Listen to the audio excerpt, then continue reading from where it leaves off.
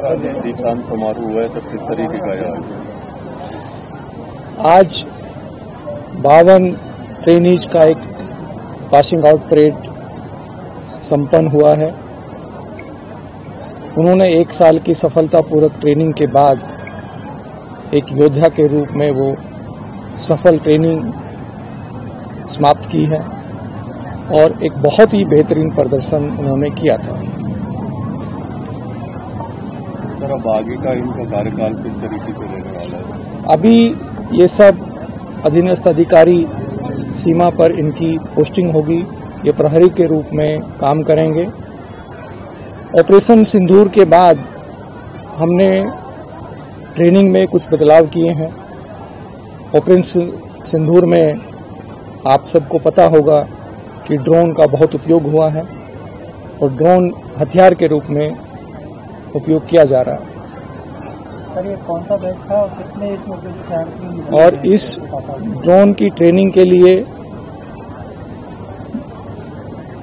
BSF academy में school of drone warfare स्थापित किया गया है और ड्रोन की ट्रेनिंग में ड्रोन कमांडोज और ड्रोन वॉरियर तैयार किए जाएंगे और ये एक नई पहल है और जिसका पहला बैच की ट्रेनिंग की शुरुआत आज से होने जा रही है।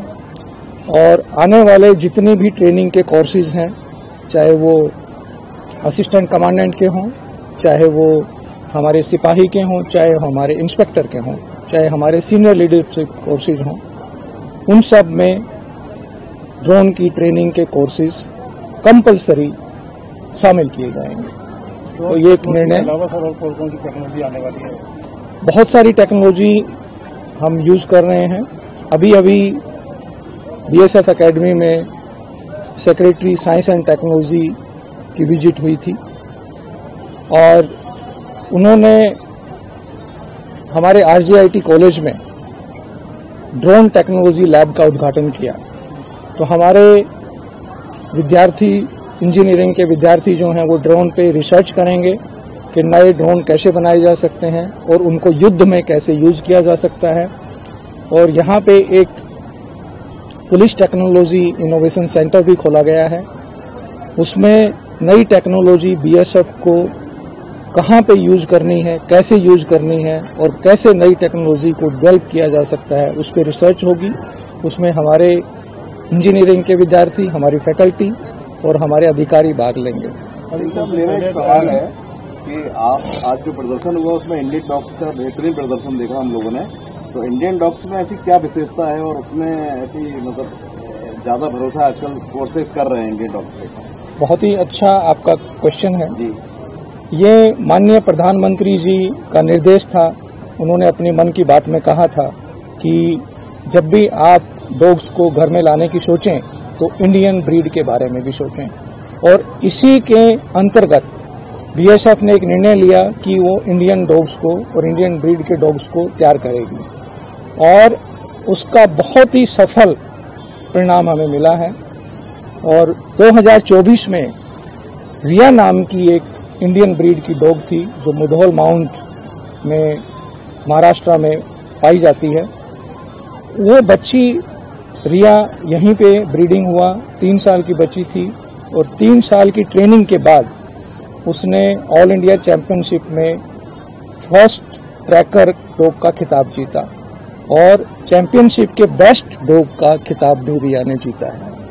तो हमारे यहाँ पे अभी इंडियन ब्रीड की ब्रीडिंग भी चालू है, ट्रेनिंग भी चालू है। जैसे आपने देखा कि टेंट पे कूदना या सीढ़ी पे उतरना और आंख बंद के उतरना, ये दूसरा कोई भी फॉरेन ब्रीड के डॉग नहीं कर पाते हैं, इंडियन ब्रीड के डॉग कर पाते हैं।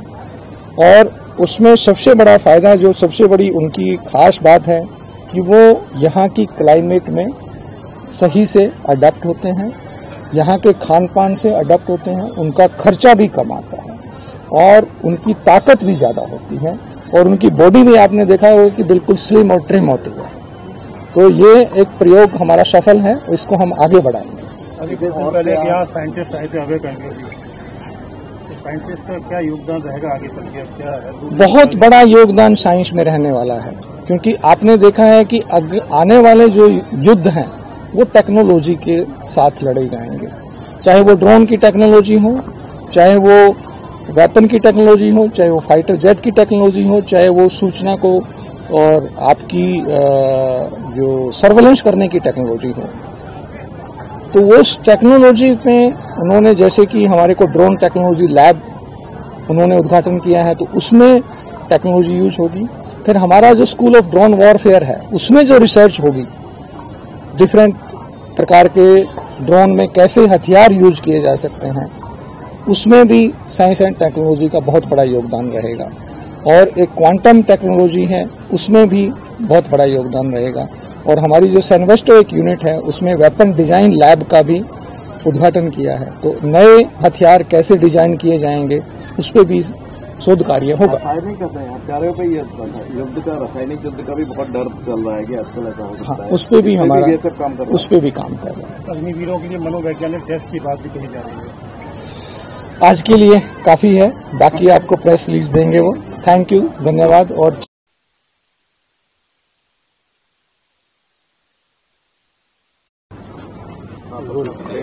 ड्रोन टेक्नोलॉजी का तो उपयोग बहुत हो रहा है, ये सब तो आया अच्छा को लेकर।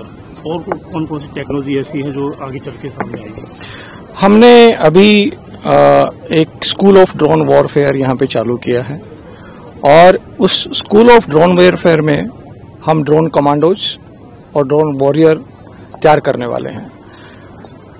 इस स्कूल में ट्रेनिंग का पहला बैच आज से ही शुरुआत हुई है।